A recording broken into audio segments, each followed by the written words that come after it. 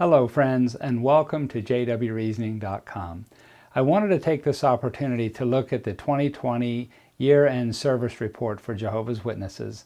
Now I know others have probably done videos on this. We're going to briefly look at the numbers, and then I want to take a look at something that was at the bottom of the report that as I looked at these numbers, I just took a calculator and started doing some figuring because I'm a numbers guy and I like looking at these things.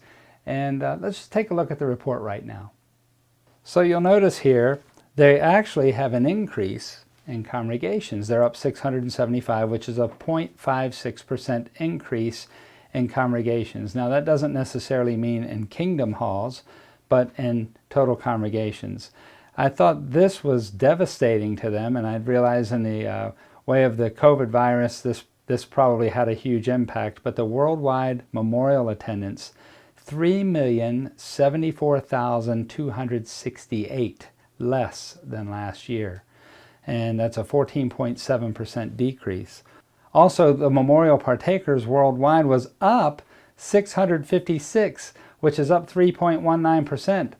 So I'm just grateful that there are at least 650 more Christians in the world, people who realize that partaking is something that if you're a Christian, if you believe in Christ, and if you're going to follow what he said to do, we need to be doing this. I'm going to speak on this sometime soon in a video. But back to the report.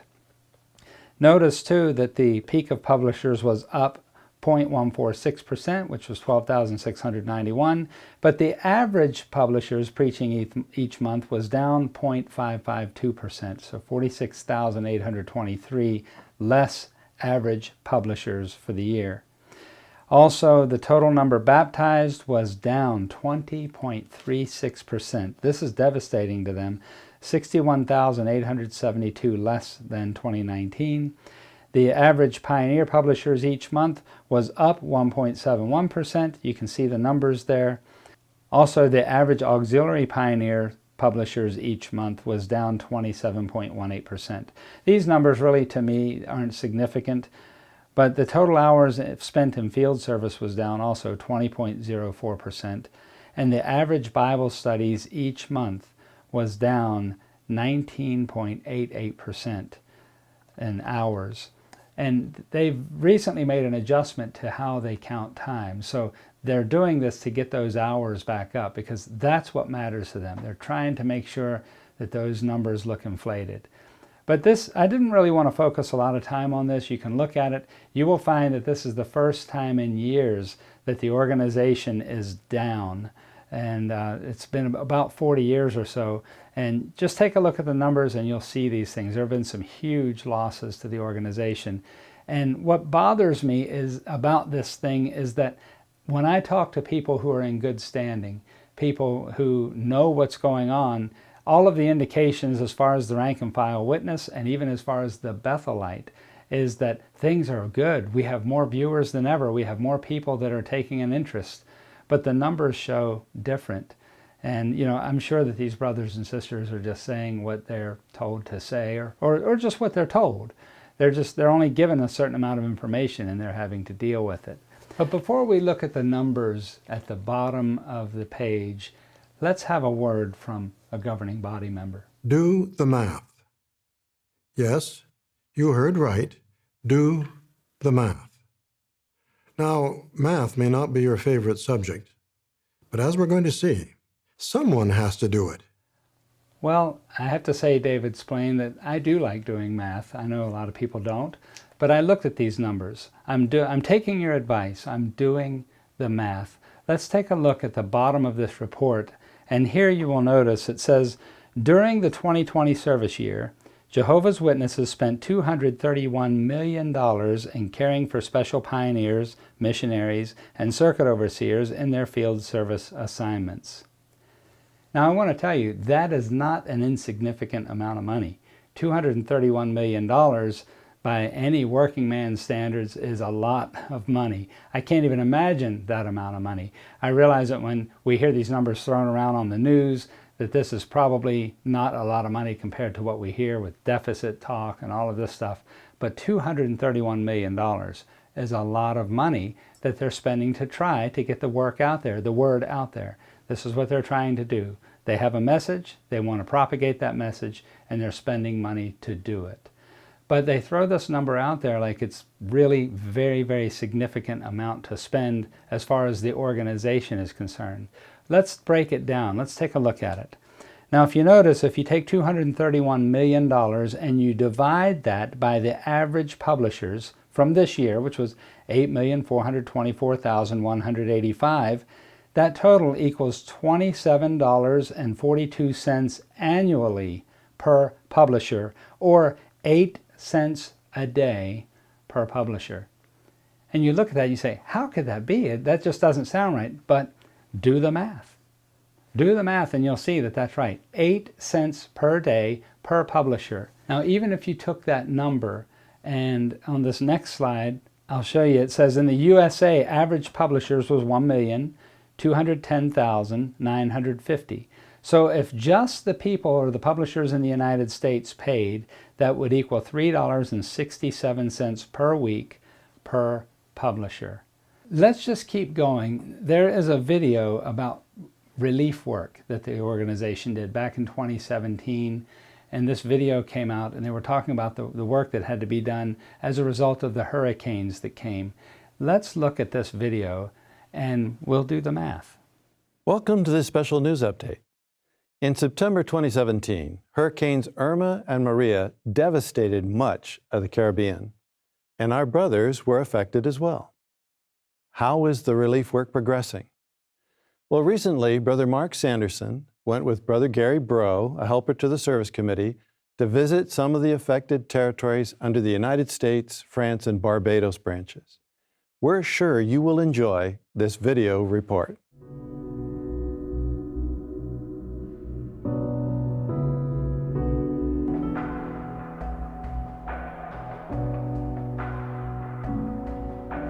The brother also took the initiative to come to our house under the rain and wind to secure a tarp we have put in place so that it will not fly away.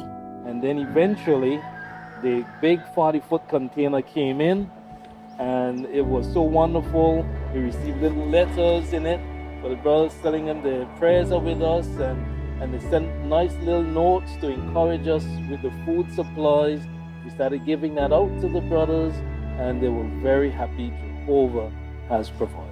One of the Disaster Relief Committee's first objective is to urgently provide the spiritual help to our brothers.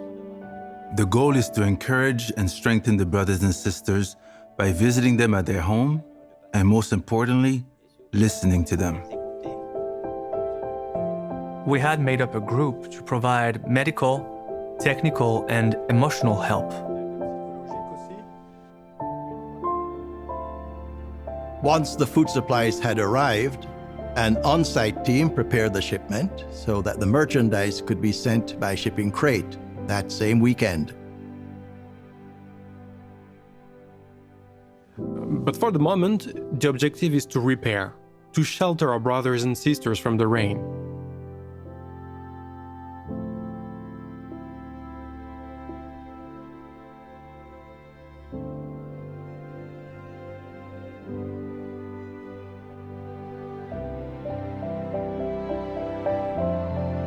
Now, when the tremendous hurricane affected this part of the world, Brother Bro, of course, came to the studio, and he said that when he arrived here, the brothers and sisters were out in the parking lot of the Kingdom Hall, and that they had been waiting, not because they knew anyone was coming, but because they knew that if there was going to be some help, it was going to come from the Kingdom Hall. And it made me feel like I want to go to Tortola. So if he's going to receive help, it's going to come from the Kingdom Hall. Now, I wonder if the neighbors that are surrounding them feel that way, the people who are outside of the organization. I realize the brothers and sisters need help, but everyone in a crisis situation needs help. We do need to look out for people that are immediately around us, but we have to reach out to others too. This is part of being a Christian, but let's keep watching. To see people from all different races, from all different ethnicities and nationalities who speak different languages, all come together to work on a project just because of love. Now, I don't know about any of you, but I have personal friends that went to when 9/11 occurred, and they went up to that disaster in New York City where the Twin Towers fell, and they felt the same camaraderie, the same love coming from people of the nations, as the organization would call it. And I think that when the chips are down and people need help, it seems like a lot of times people come through out of compassion, out of how we were created to treat people. And it's not just an organizational thing. Let's face it, we do have love among those we have things in common with. But to say that it's only there, or to even insinuate that it doesn't come from anywhere else, is absolutely untrue. Just something that is so deeply moving. There's nothing that compares to it in the world. There's nothing that you could liken it to. When we see things like this, it's a miracle. It's actually a miracle that Jehovah is performing all around us. I find this statement very interesting. Mark Sanderson says it's a miracle. It's actually a miracle that Jehovah is performing all around us. Now, the reason that this strikes me is because I want you to see this Watchtower article. Take a look. This was a Watchtower, February 1st, 1992, page 9, paragraph 7. This thinking has not changed. Yes, Jehovah, through His Spirit, worked powerful miracles in behalf of the Israelites in Moses' time, and at other times too. What was the intent of those miracles? They furthered Jehovah's purposes, caused His name to be known, and demonstrated His power. And sometimes, as with Moses, they provided conclusively that an individual had Jehovah's backing. However, the miracles wrought by Holy Spirit have been rare throughout history.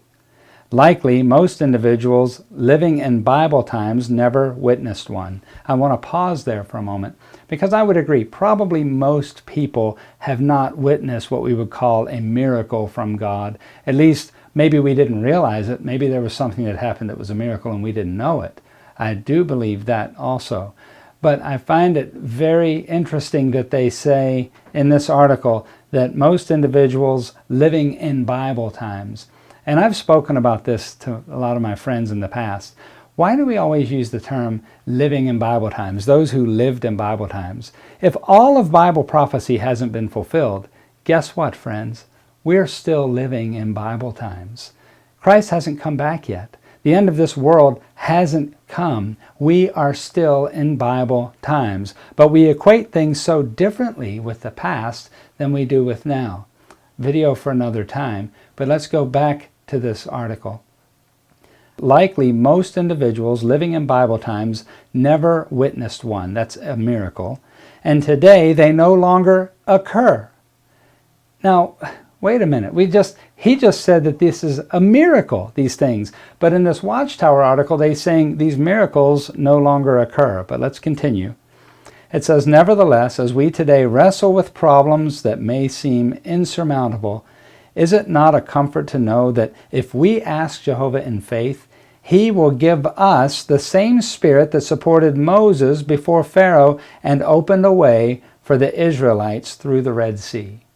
So if that same Spirit, which I believe, and I hope you do too, that helped Moses and helped all of the patriarchs and prophets of old, helped them to accomplish what they accomplished, that same Spirit helps us today, why can we not experience a miracle? In fact, Mark Sanderson said that it is a miracle. Maybe his light is getting brighter and he's seeing that, some of these things that happen are providential. Not everything that happens is something that is an accident or a coincidence. I believe that God is interested in each individual person. And if somebody's trying to do a good thing, even if it's the organization, I believe that God can work with them and cause good to happen. So I'm not condemning them for what they're doing. I'm not condemning them for going down there and helping those brothers and sisters.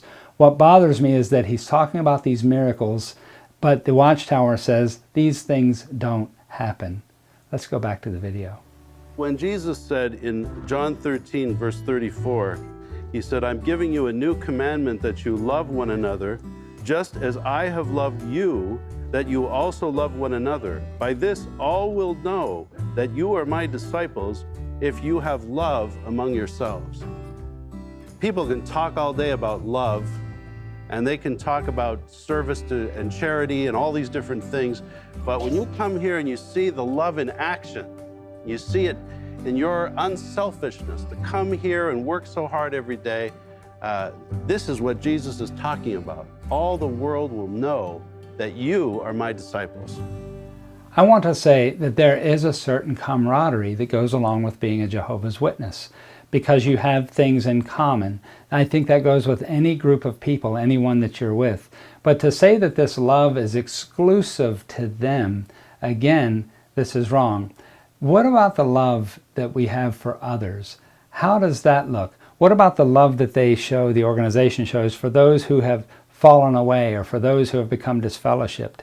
The way that they're treated is not love. It's not even biblical. I realize that we at times have to limit our association with people, but to cut them off completely is unbiblical. And I'd like to share a text with you in Luke chapter 10. This is what we would call the parable of the Good Samaritan.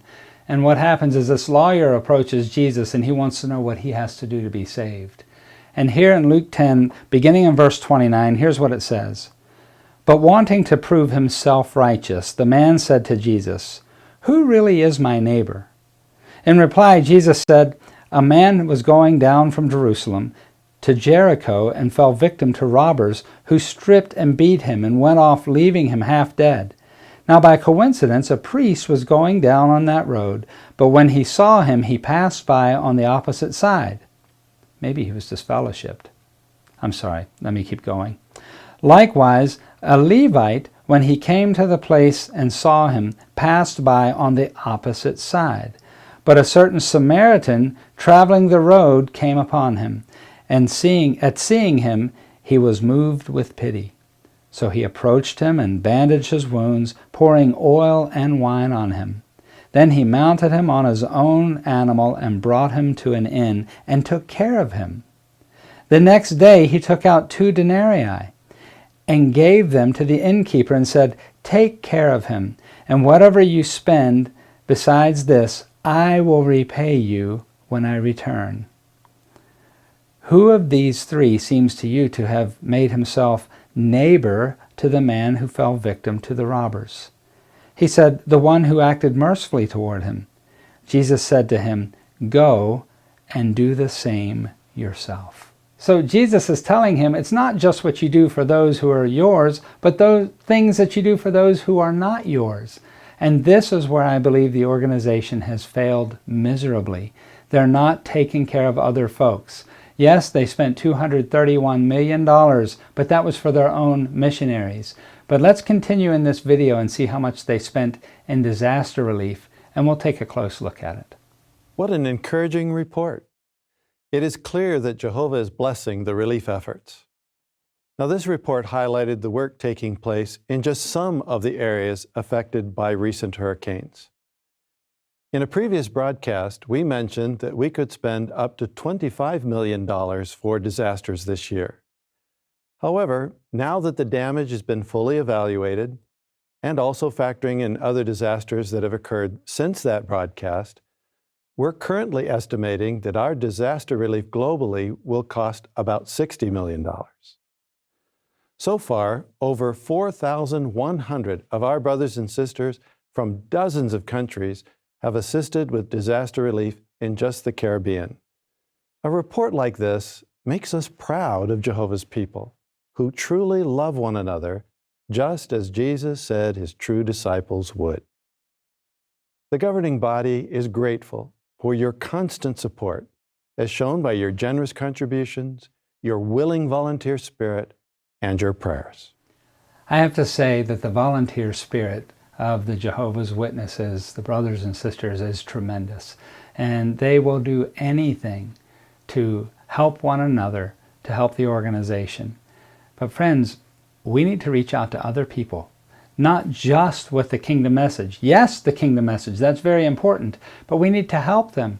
You know, Jesus didn't just go and preach. What did he do? He met the need of the person first. He healed them. He cured the blind. He made them feel better. He provided for them. He fed them. He gave them what they needed. Then he preached to them. But the organization does things backwards. They preach to you first, and they keep preaching to you, and then if you become one of them, then they'll help you. But let's take Brother Splain's advice once again. What was that advice? Do the math. Yes, you heard right. Do the math. Now, math may not be your favorite subject, but as we're going to see, someone has to do it. So that someone today is me. Let's take a look at this math. Now, this brother said that they increased the amount of money that they were spending on disaster relief. This was back in 2018, I believe, for the disaster in 2017, to $60 million. Now, that $60 million went to helping the brothers and sisters. I'm glad they spent that money. $60 million is nothing to sneeze at. That's a lot of money. But if we do the math, and we take the $60 million and we divide it by just 8 million publishers, we come up with $7.50 per publisher per year. So if you told somebody, well, I gave $7.50 last year to disaster relief, what do you think that person would say to you? How do you think you would look in the eyes of that person? So what the organization is doing is they're taking these numbers and they're throwing them out there like, look at what we've done. Look at all of this money that we've put toward this, and it's your money. But they took $7.50 from you from a year. It works out to be about 2 pennies a day. 2 pennies a day. And they took this money and they gave it to disaster relief. So when we do the math, it's pretty amazing how things turn out. So what I've done is I've taken the liberty to make a commercial, and I've tried to do it in good taste. It's very short. It's a little over 30 seconds long. It's about 40 seconds long, and I hope you enjoy it. And I'm just having a little fun while at the same time pointing out the absurdity of what the organization is doing. The brothers and sisters of the Watchtower Bible and Tract Society depend on your contributions. Your contribution of just 8 cents a day will pay the $231 million that's required annually for the special pioneers, the missionaries, and circuit overseers in their field service assignments. So please, donate today, and the governing body may grant you an extra day of everlasting life. So I just thought I'd have a little fun with that. I hope it's not offensive to you. It's not meant to be. But we have one more message from David Splain about doing the math. What we'd like you to take away is the fact that sometimes a number is more than just a number. It can provide information that we couldn't get any other way.